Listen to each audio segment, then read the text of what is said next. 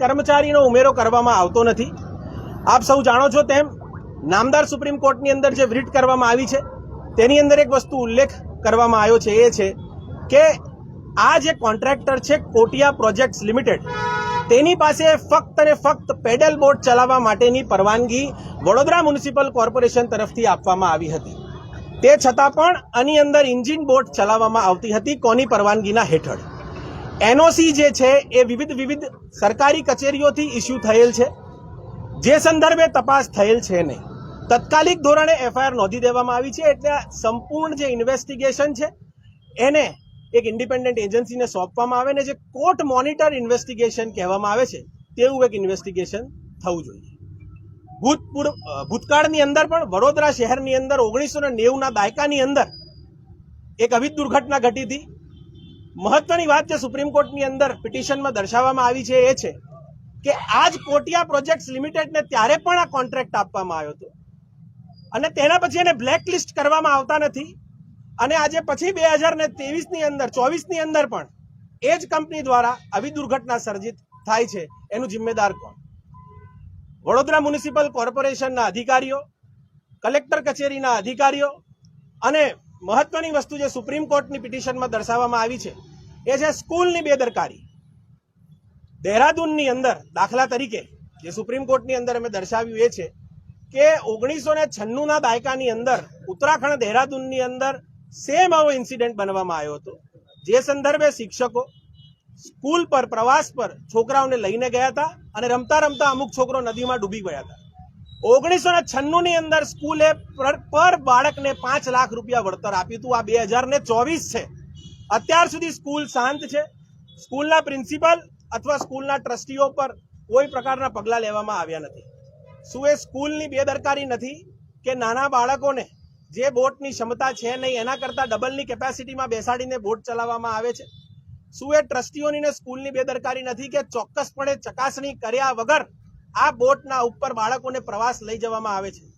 જેમ આપ સૌ મીડિયા મિત્ર જાણો છો તેમ ઓનલાઈન જે આ બોટ છે જે ડૂબી છે એના ફોટા સરફેસ થયા છે, અને સ્થળ પર ઉપસ્થિત ઘણા મીડિયા મિત્રોની મદદથી આ ફોટા સારી ક્વોલિટીમાં અમારા સુધી પહોંચાડવામાં આવ્યા છે, જે અમે સુપ્રીમ કોર્ટમાં પણ ફાઇલ કર્યા છે।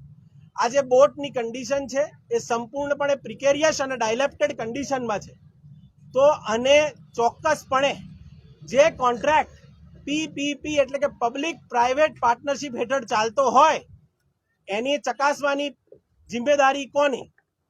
મ્યુનિસિપલ કોર્પોરેશનથી આને ચકાસવા કોણ આવતું હતું કે ફક્ત ચકાસણી કાગળિયા પર જ થતી હતી?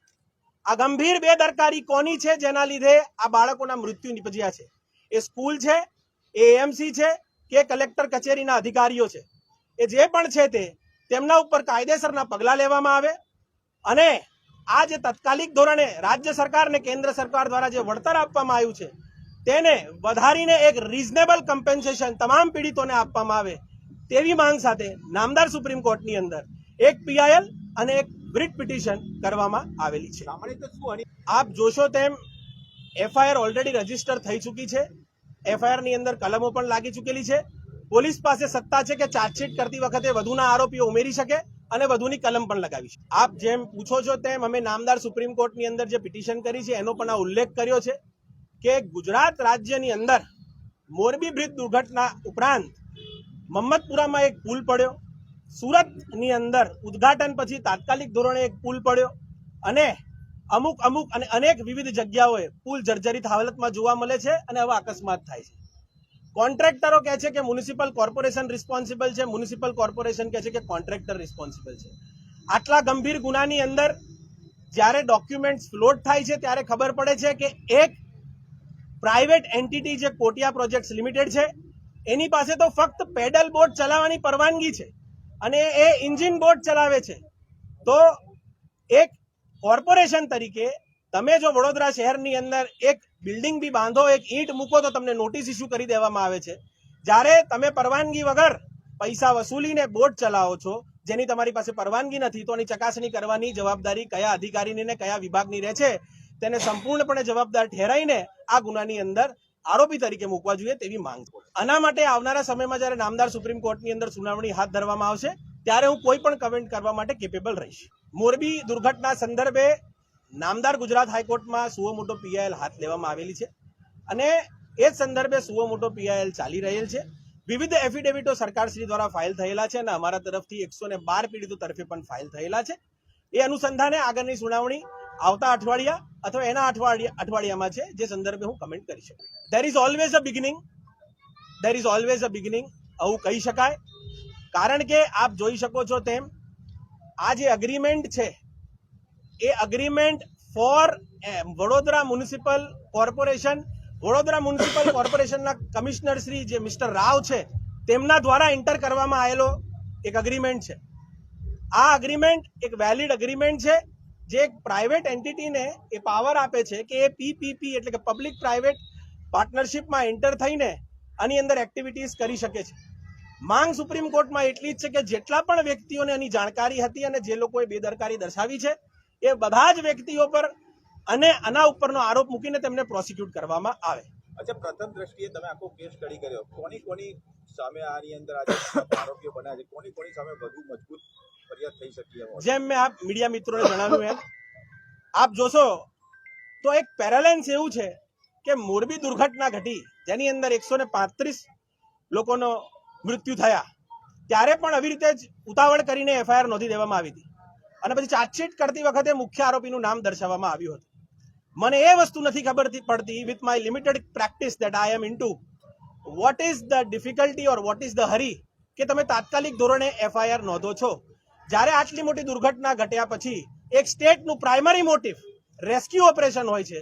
એક સ્ટેટનું પ્રાઇમરી મોટિવ એ હોય છે કે લોકોના હું જીવ બચાવું. એવી તો શું ઉતાવળ છે કે થોડાક જ કલાકની અંદર એક એફઆઈઆર નોંધાઈ જાય છે અને કોના પર? જે બોટ ચાલક હતો એના પર, કોટિયા પ્રોજેક્ટ્સ પ્રાઇવેટ લિમિટેડ પર. અરે સાહેબ, the prayer in the supreme court is what was the responsibility of the municipal corporation of Vadodara? Who is responsible according to the Disaster Management Act? What was the responsibility given to each and every authority so far as Vadodara Municipal Corporation is concerned? Media મિત્રો દ્વારા આર્ટિકલો એવા છે internet પર, Indian express અને વિવિધ newspaper પર કે Vadodara municipal કોર્પોરેશનનું budget આશરે 4000 કરોડ દર્શાવવામાં આવે છે. એની અંદરથી તમે કેટલા રૂપિયા ડિઝાસ્ટર મેનેજમેન્ટ હેઠળ ફાળવો છો? કાલે સરકાર કે કોઈ કશું આપે નહીં તો તમે તમારી પ્રજા જે તમને ચૂંટીને બેઠાડેલી છે એમને તમે શું આપી શકો છો? એવી કોઈ પ્રકારની એમની પાસે કોમેન્ટ કરવા માટેની સ્થિતિ નથી અને સંપૂર્ણ જો એમની બેદરકારી બહાર આવશે તો નામદાર સુપ્રીમ કોર્ટમાં જે જજમેન્ટ પાસ થશે તે અનુસંધાને કલેક્ટર કચેરી શ્રીના અધિકારી હોય કે મ્યુનિસિપલ કોર્પોરેશન શ્રીના અધિકારી હોય તમામ પર કાયદાકીય પગલાં લેવા માટેની અમારી માંગ છે. સંપૂર્ણ જે અધિકારીઓની વાત છે અથવા તમે જે વ્યક્તિગત વાત કરવા માંગો છો તેમ આગામી સમયમાં સુપ્રીમ કોર્ટમાં જ્યારે સુનાવણી થશે ત્યારે આ વસ્તુ પર વધારો ખુલાસો થઈ શકશે. સંપૂર્ણ વાતે આગળ કમેન્ટ થઈ શકશે. મને કંઈ લાગ્યું નથી. આપ મારી જમણી બાજુ જોઈ શકો છો જે ભાઈ વ્હાઇટ શર્ટ પહેરીને બેઠા છે એમનું નામ છે દીપભાઈ. હું જ્યારે બોટ ટ્રેજેડી બની ત્યારે હું મોરબીની જ એક સહ આરોપીની મેટરની અંદર દિલ્હી સુપ્રીમ કોર્ટના પરિસરમાં હતો.